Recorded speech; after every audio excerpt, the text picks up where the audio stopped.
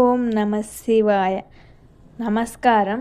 ఈరోజు మనం తెలుసుకోబోయేది భక్తుల కోరికలు నెరవేర్చే పవిత్రమైన క్షేత్రం శ్రీశైలంలోని భ్రమరాంబ అమ్మవారు, మల్లికార్జున స్వామివారు గురించి అద్భుతమైన కథలు, చరిత్ర, విశేషాలు. ఈ వీడియో చివరి వరకు వచ్చేసరికి మీ మనసులో ఒక మాట ఉంటుంది, ఇక్కడికి తప్పకుండా వెళ్ళి రావాలి అని. అదే శ్రీశైల క్షేత్రం. ఈ క్షేత్రం తెలంగాణ, ఆంధ్రప్రదేశ్ సరిహద్దుల్లోనే నల్లమల్ల అడవుల మధ్య అందంగా వెలసి ఉంది. భారీ కొండలు, దట్టమైన అరణ్యాలు, శాంతమైన కృష్ణానది, ఈ ప్రకృతి మధ్య అమ్మవారు, స్వామివారు భక్తులను కాపాడుతూ కొలువై ఉన్నారు. ఇప్పుడు ఈ క్షేత్రం శక్తిపీఠంగా ఎలా మారిందో చూద్దాం. దక్షుడు చేసిన యజ్ఞంలో అవమానం తట్టుకోలేక సతీదేవి అగ్నిలోకి దూకింది. ఆ బాధను తట్టుకోలేక శివుడు ఆమె దేహాన్ని భుజాన మోసుకొని తాండవం చేయడం ప్రారంభించారు. భూమి కపించింది, లోకాలు కలవరపడ్డాయి. అప్పుడే విష్ణుమూర్తి సుదర్శన చక్రంతో సతీదేవి శరీరాన్ని విభజించాడు. ఆ అవయవాలు పడిన చోటే శక్తిపీఠాలు ఏర్పడ్డాయి. శ్రీశైలంలో సతీదేవి కంఠభాగం పడింది. అందుకే ఇక్కడ భ్రమరాంబ అమ్మవారు శక్తి రూపిణిగా కొలువై ఉన్నారు. ఇంకా విశేషం ఏమిటంటే, ద్వాదశ జ్యోతిర్లింగాలలో ఒకటి అయిన మల్లికార్జున జ్యోతిర్లింగం అంటే ఒకే చోట జ్యోతిర్లింగం, శక్తిపీఠం ఉన్న అపూర్వ క్షేత్రం ఇదే. శివశక్తులు ఏకత్వానికి నిజమైన ప్రతీక ఇదే. భ్రమరాంబాదేవి అవతారం ఎలా ఆవిర్భవించిందంటే, ఒకప్పుడు దెయ్యాలు, రాక్షసులు భక్తులను బాధించసాగాయి. ఆ సమయంలో అమ్మవారు భ్రమర రకంగా తేనెటీగలా మారి రూపం తీసుకున్నారు. తేనెటీగల లక్షల రూపాలుగా మారి ఆ రాక్షసులను నాశనం చేసినందుకే అమ్మవారిని భ్రమరాంబ అని పిలుస్తారు. భక్తులు కాపాడేందుకు అవతరించిన తల్లే భ్రమరాంబ. ఇంకో విశేషం ఏమిటంటే, పార్వతీదేవి ఒకప్పుడు ఇక్కడే కఠోర తపస్సు చేసి శివుణ్ణి వరప్రసుని చేసుకుంది. ఆ ప్రేమ గుర్తుగానే శివుడు ఇక్కడ మల్లికార్జున రూపంలో శాశ్వతంగా నివసించాలనే సంకల్పం చేశాడు.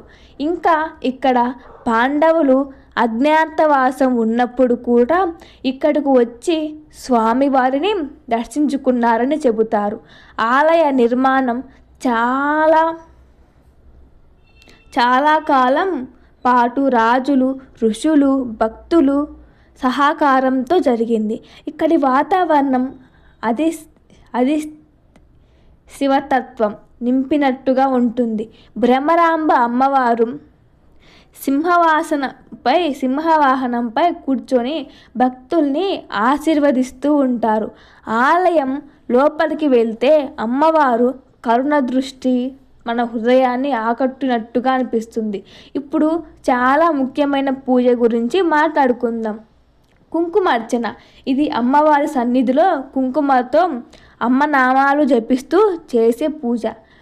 వివాహ యోగం కలుగుతుంది, కుటుంబం శాంతి ఏర్పడుతుంది, సౌభాగ్యం స్థిరపడుతుంది, భయాలు తొలగిపోతాయి. ప్రత్యేకంగా సుమంగలిగా యువతలు ఈ పూజను ఎంతో భక్తితో చేస్తారు. ఇక్కడ ఆదిశంకరాచార్యులు శంఖచక్రాన్ని అమ్మవారి ముందు ప్రతిష్ఠించారని పురాణాల్లో ఉంది. పూజ పూర్తయ్యాక ఇచ్చే పవిత్ర కుంకుమ భక్తులు ఎంతో గౌరవంగా తీసుకెళ్తారు. ఇంకా ప్రత్యేకత ఏమిటంటే, అమ్మవారి సన్నిధిలో ప్రతిష్ఠించబడి ఉన్నది పవిత్ర శ్రీచక్రం. ఇది శక్తి తత్వానికి మూలం. ఇక్కడ జరిగే నవవరణ పూజ, లలితా సహస్రనామం పఠనం ఇవన్నీ భక్తులకు ఆత్మశాంతి, ఐశ్వర్యం, శుభఫలాలు ప్రసాదిస్తాయని నమ్మకం. ఇంకా కర్ణాటక ప్రాంతంలో ప్రత్యేకంగా వివాహం కోసం అమ్మవారికి పాయసం సమర్పించి వ్రతం చేసే అమ్మాయిలు చాలామంది చెబుతారు. అమ్మవారికి మనస్ఫూర్తిగా పెడితే సంవత్సరం లోపే శుభవార్త వస్తుందని. ఇంకా శ్రీశైలంలో ఎన్నో విశ్వాసాలు, అద్భుతాలు ఉన్నాయి. కష్టాల్లో ఉన్నవారు అమ్మవారి సన్నిధిలో కూర్చుంటే మనసుకు తెలియని శాంతి కలుగుతుందని, జ్యోతిర్లింగాన్ని దర్శించి పాపాలు క్షీణిస్తాయి. నిజమైన భక్తితో మొరపెడితే అమ్మవారు ఆలస్యం చేసిన నిరాశ పొందనివ్వరని చెబుతారు. సంతానం సాఫల్యం కోసం వచ్చే దంపతులు కుంకుమార్చన, అభిషేకాలతో అమ్మవారి కృప కోరుతారు. చాలామంది భక్తులు ఒక అనుభవం చెబుతారు. మన కోరికలను అమ్మవారు ముందు తెలుసుకొని ఉంటారు అని. స్వామివారు గర్భాలయంలోకి వెళ్ళినప్పుడు అక్కడ గంభీర వాతావరణం మనలో భక్తిని రెట్టింపు చేస్తుంది. శివలింగంలోకి చూస్తే జ్యోతిర్మయ తత్వం అనిపిస్తుంది. మనం అక్కడికి వెళ్ళి ఒక్కసారి దర్శనం చేసుకుంటే మళ్ళీ తిరిగి రావాలి అనిపించదు. అంత ప్రశాంతంగా, అంత భక్తితో ఉంటాం ఆ గర్భగుడిలో. నేను ఒకసారి ఎక్స్పీరియన్స్ చేశాను కాబట్టి చెప్తున్నా. ఇంకా భ్రమరాంబ అమ్మవారిని చూస్తే కళ్ళు సరిపోవు, అంత అద్భుతంగా ఇంకా చూడాలి అనిపించేంత మంచిగా ఉంటుంది. ఇంకా అక్కడ పాండవులు 5 అన్నదమ్ములు అందరూ కలిసి అక్కడ శివలింగాలు స్థాపించారు. అవి కూడా ఉన్నాయి పక్కనే. ఇంకా కుమారస్వామి, గణపతి స్వామి అన్నీ ఉన్నవి. సాక్షి గణపతి కూడా ఉంది. కుదిరితే ఖచ్చితంగా దర్శనం చేసుకోండి. అంత పవిత్రమైన క్షేత్రం, జ్యోతిర్లింగం శక్తిపీఠం కలిసిన క్షేత్రం. ఇంకా అమ్మవారి దర్శనం అయిపోయినాక బయటికి వచ్చిన తర్వాత ఒకసారి అమ్మవారి గర్భగుడి గోడల దగ్గర నిలబడి మనం ఒక నిశ్శబ్దంగా వింటే అమ్మవారు భ్రమరా రూపంలో తేనెటీగ శబ్దం వినపడుతుందంట. అది చాలా బాగుంటుందంట. ఒకసారి మీరు కూడా ట్రై చేయండి. సైలెంట్గా ఆస్వాదించండి. ఇలా ఎన్నో శక్తిపీఠాల గురించి మనం చెప్పుకుందాం. శ్రీశైలం మహాక్షేత్రం చాలా అద్భుతంగా ఉంటుంది.